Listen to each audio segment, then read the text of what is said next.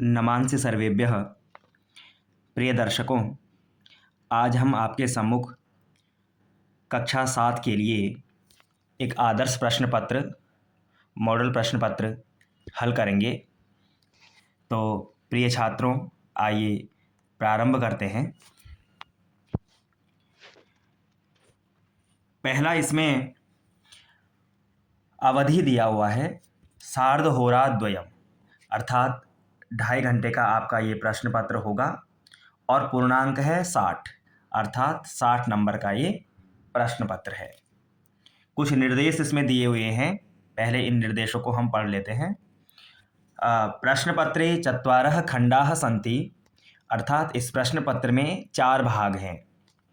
खंड क, खंड ख, खंड ग और खंड घ,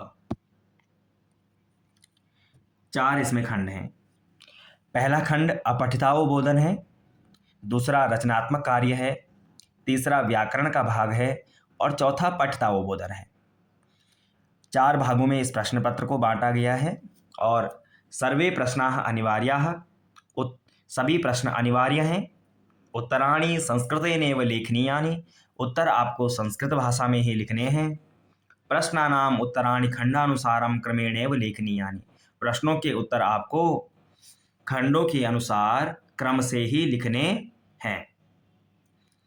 प्रश्न संख्या अवश्यमेव लेखनीया, और जिस प्रश्न का आप उत्तर लिख रहे हैं उसमें प्रश्न संख्या आपको अवश्य ही लिखनी है, जैसे प्रश्न संख्या 1 का उत्तर, ताकि जिससे पता चल पाए कि आपने जो उत्तर लिखा है वो किस प्रश्न का है। उसको आप बोल्ड कर सकते हैं, हाईलाइट कर सकते हैं, है ना। आगे छात्रों, खंड क हम देखेंगे। पहला भाग खंड का 8 नंबर का ये पहला प्रश्न है। तो देखते हैं छात्रों। प्रश्न संख्या 1 है, अधोलिखितं गद्यांशं पठित्वा प्रदत्त प्रश्नानाम् उत्तराणि संस्कृतेन लिखत। आपको इस गद्यांश को पढ़ के जो पूछे हुए प्रश्न हैं उनके उत्तर संस्कृत भाषा में ही लिखने हैं। गद्यांश क्या है? विद्यालयस्य पूर्वभागे एकः पुस्तकालयः अस्ति। विद्यालय के पूर्व भाग में एक पुस्तकालय है। पुस्तकालये विविधाः ग्रंथाः सन्ति। उस पुस्तकालय में अनेक ग्रंथ हैं। ग्रंथाः अस्मान् ज्ञानं प्रयच्छन्ति। ग्रंथ हमें ज्ञान प्रदान करते हैं। छात्राः अवकाश समयस्य सदुपयोगाय पुस्तकालये आगच्छन्ति। पुस्तकालये विविधाः पत्र पत्रिकाः सन्ति। छात्र अवकाश के समय का सदुपयोग करने के लिए पुस्तकालय आते हैं। उस पुस्तकालय में अनेक प्रकार की पत्र पत्रिकाएं हैं। पुस्तकालय अध्यक्षः अपि सहजः सरलश्च अस्ति। वहाँ पुस्तकालय का जो अध्यक्ष है वह भी सहज और सरल है। पुस्तकालयः वातानुकूलितं वर्तते। पुस्तकालये संसाधनानाम् अभावः कुत्रापि नावलोकितः। उस पुस्तकालय में संसाधनों का अभाव कहीं नहीं देखा जाता। ये गद्यांश है। छात्रों, अब ध्यान यह देना है, इस गद्यांश पर आधारित हमसे प्रश्न पूछे जाएंगे। अ भाग में कहा एक पदेन उत्तरतः केवलम प्रश्नत्रयम्। जहां पर पूछेंगे एक पदेन उत्तरतः, वहां पर आपको केवल एक शब्द में उत्तर देना है और केवल प्रश्नत्रयम्, केवलम प्रश्नत्रयम्, केवल आपको 3 प्रश्न कर रहे हैं। अब उत्तर कैसे करेंगे? तो गद्यांश वाले प्रश्नों के उत्तर आपको गद्यांश से ही मिल जाते हैं। जैसे विद्यालयस्य पूर्वभागे किमस्ति, तो विद्यालयस्य पूर्वभागे एकः पुस्तकालयः अस्ति। पुस्तकालयः कीदृशमस्ति? पुस्तकालयः वातानुकूलितम् अस्ति। इसका उत्तर आपको यहाँ मिल गया। ग्रंथाः अस्मान् किं प्रयच्छन्ति, तो ग्रंथाः अस्मान् ज्ञानं प्रयच्छन्ति। इसका उत्तर यहाँ मिल जाएगा। केवल 3 प्रश्न करने हैं, वो हमने देख लिए। अब साथियों, इसका जो दूसरा भाग है, ब भाग है, उसकी ओर चलेंगे। इसमें कहा पूर्ण वाक्येन उत्तरतः। अब आपको पूर्ण वाक्य में इसका उत्तर देना है। केवलम प्रश्नमेकम, केवल आपको एक प्रश्न करना है। पहला पूछा, छात्राः किमर्थं पुस्तकालये आगच्छन्ति। छात्र किस लिए पुस्तकालय आते हैं?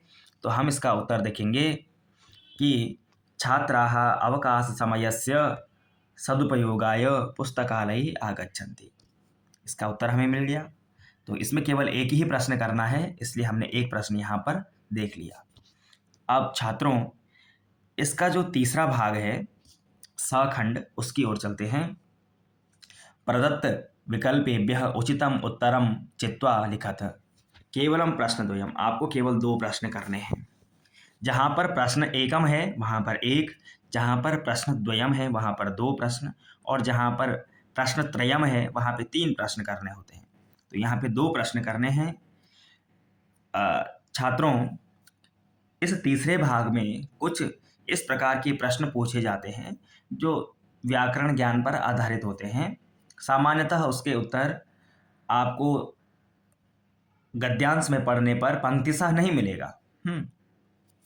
तो कहा अनेकाः इति पदस्य किम पर्यायपदम गद्यांशे प्रयुक्तम।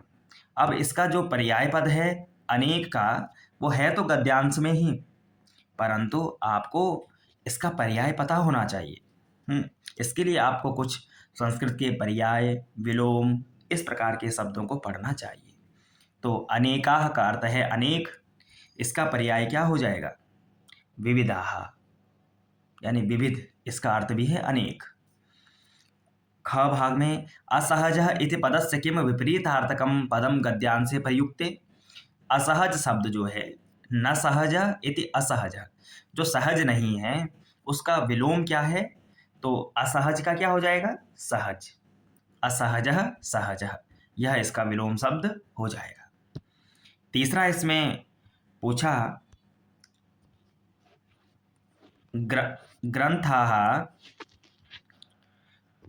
ग्रंथाः इति विशेष्य पदस्य विशेषणम किम अत्र प्रयुक्तम।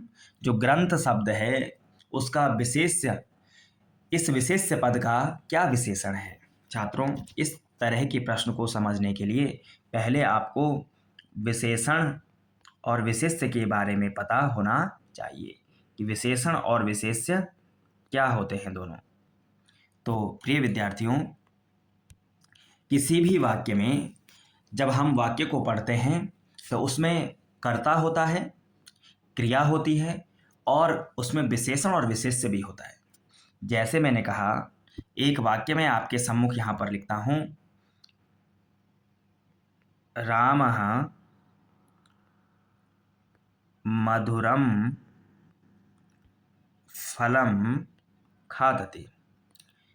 अब प्रिय छात्रों, इसमें जो विशेषण है, इसमें जो कर्ता है, सबसे पहले हम कर्ता देखेंगे, वह रामः है। राम कार्य कर रहा है, राम मधुर फल खाता है, तो राम कर्ता है, खादति क्रिया है। तो कर्ता और क्रिया हमें समझ आई। कर्ता कौन हो गए? रामः, क्रिया हो गई खादति। सामान्यतः कर्ता प्रारंभ में प्रयोग दिखाई देता है और क्रिया अंत में। अब मध्य में जो 2 शब्द हैं, यह एक विशेषण होगा, एक विशेष्य होगा। तो विशेषण का अर्थ है विशेषता, और विशेष्य का अर्थ है जिसमें वह विशेषता है। तो यहाँ पर विशेषण क्या है? मधुरम, मीठा। और किसकी वो विशेषता है? तो वो फल की है, इसलिए फल यहाँ पर हो जाएगा विशेष्य और मधुरम हो जाएगा विशेषण। अब छात्रों, हम वाक्य की ओर चलते हैं कि ग्रंथाः इति विशेष्य पदस्य विशेषण पदम किम। अब ग्रंथाः शब्द विशेष्य है, अर्थात गद्यांश में ग्रंथाः के आगे एक विशेषण प्रयोग हो रहा है, वह हम देखते हैं। तो हमने यहाँ देखा, वाक्य को पढ़ेंगे, विद्यालयस्य पूर्वभागे एकः पुस्तकालयः अस्ति, पुस्तकालये विविधाः ग्रंथाः सन्ति। देखिए यहाँ पर ग्रंथाः है, तो ग्रंथाः के आगे विविधाः शब्द प्रयोग हुआ है, अर्थात ग्रंथ जो है विशेष्य पद है और उसकी विशेषता क्या है कि अनेक प्रकार के विविध हैं। तो यहाँ पर हम देखते हैं कि कोई विकल्प विविध है। देखिए यहाँ पर विविधाः विकल्प है, तो ग्रंथाः विशेषण का ग्रंथाः विशेष्य का विशेषण पद हुआ विविधाः। इस प्रकार से आपको करना है। छात्रों, इसमें एक चौथा भाग पूछा जाता है, अस्य अनुच्छेदस्य कृते उपयुक्तम शीर्षकम संस्कृतेन लिखत। इस अनुच्छेद के लिए आपको एक शीर्षक लिखना है। शीर्षक का अर्थ है सामान्य भाषा में आपको एक टाइटल देना, उसे एक पाठ का नाम दे देना। जैसे इस गद्यांश में हमने पढ़ा कि यहाँ पर पुस्तकालय के बारे में वर्णन है, तो हम इसको एक शीर्षक दे देंगे पुस्तकालय। पुस्तकालय भी दे सकते हैं अथवा पुस्तकालय वर्णनम दे सकते हैं, है ना। इसी प्रकार से आपको उस गद्यांश में जिस किसी प्रकरण के बारे में पता चलता है, इसमें हो सकता है उसमें वर्षा ऋतु का वर्णन हो, भारत देश का वर्णन हो, ऋतुओं का वर्णन हो, जिस किसी भी प्रकरण का उसमें वर्णन है, आपको उस पर आधारित एक शीर्षक वहाँ पर लिख देना है। इस प्रकार से छात्रों प्रश्न 1 हम करेंगे। अब हम प्रश्न 2 की ओर चलते हैं। प्रश्न 2 में देखिए, यहाँ पर लिखा है रचनात्मकम कार्यम, अर्थात आपको रचना करनी है। चित्रम दृष्ट्वा मंजूषा पद सहायतया चत्वारि वाक्यानि रचयत।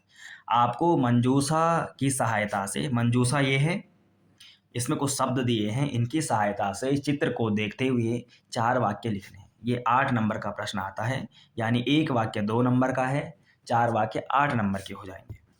तो चित्र हमने देखा, अब हमें 4 वाक्य बनाने हैं। पहला जो वाक्य है, पहला हम मंजूषा देखते हैं कि सूर्योदय उड्डयन्ति पर्वताः खगाः पुष्पाणि नदी प्रवहति भवति वृक्षः। अथवा में भी पूछा है मम परिचय इति विषयम अधिकृत्य 5 वाक्यानि लिखत। आपको अपने परिचय के बारे में, जिसको सेल्फ कहते हैं, अपने आत्म परिचय, अपने परिचय के विषय में 5 वाक्य लिखने हैं। तो छात्रों अभी हम पहले चित्र वाला देख लेते हैं। चित्र में बेटा पहला जो शब्द है सूर्योदय, तो आप लिख सकते हैं चित्रे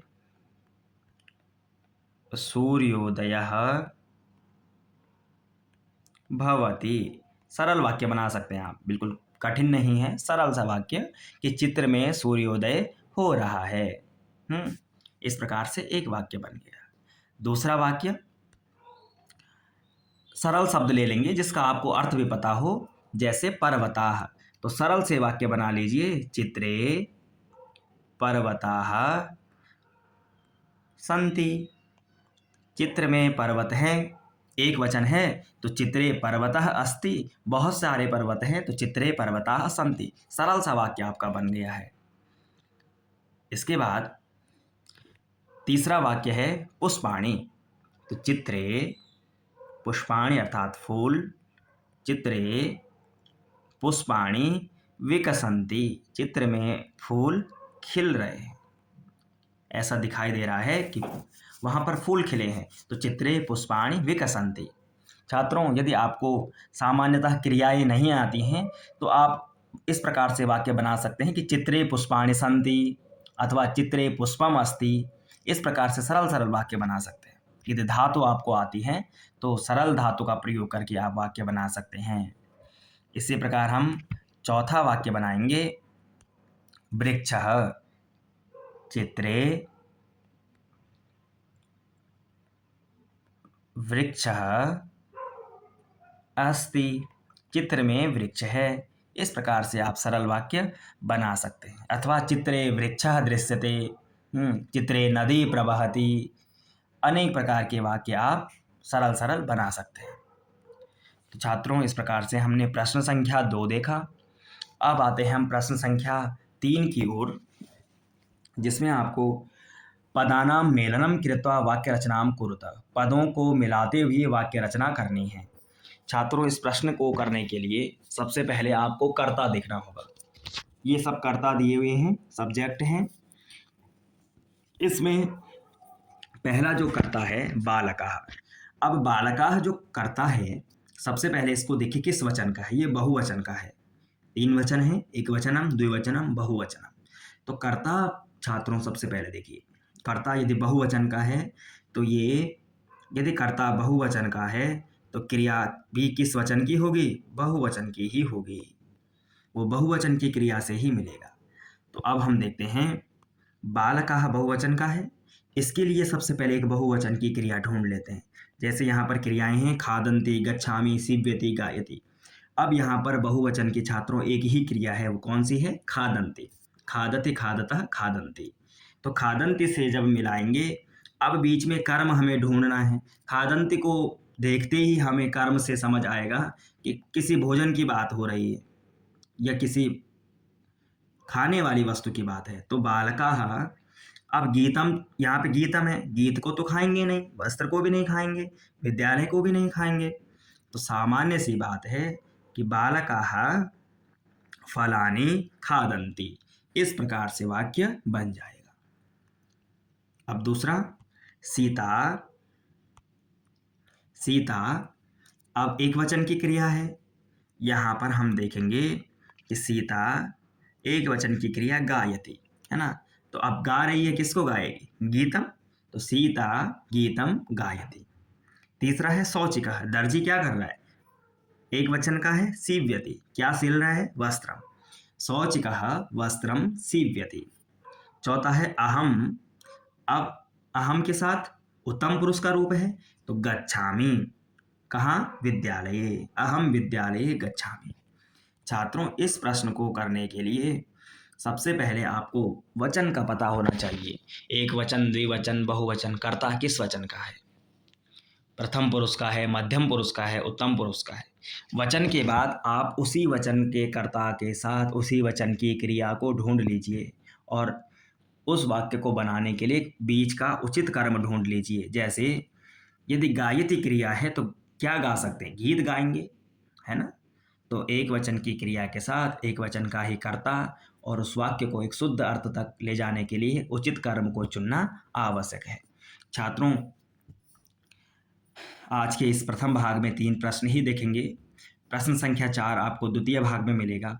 इस प्रकार से आप संस्कृत सीखने के लिए और अनेक प्रकार के प्रश्न पत्रों को हल करने के लिए संस्कृत सुधा यूट्यूब चैनल को सब्सक्राइब करें, शेयर करें।